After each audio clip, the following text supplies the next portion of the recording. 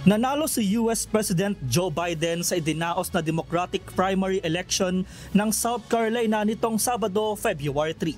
Nadaig ni Biden ang bapang longshot Democrats kabilang ang author na si Marianne Williamson at si Minnesota Representative Dean Phillips.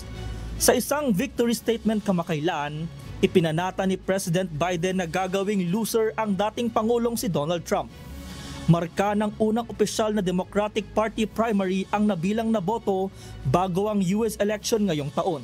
Naharap sa maliit na kompetisyon si Biden para sa nominasyon ng kanyang partido at nasa track para sa isang napakalaking tagumpay sa South Carolina.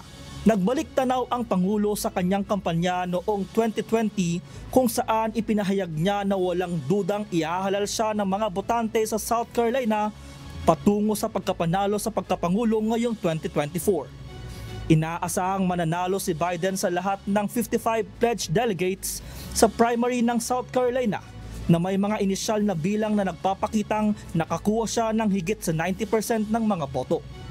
Matatandaan na Black Americans ang 1/4 ng populasyon sa South Carolina na siyang nakatulong upang matiyak ang pagkapanalo ni President Biden para sa Democratic nomination noong 2020.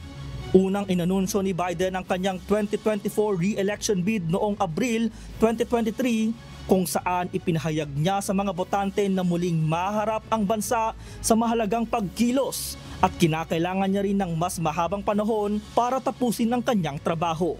Val Onia, humahataw sa balita ngayon.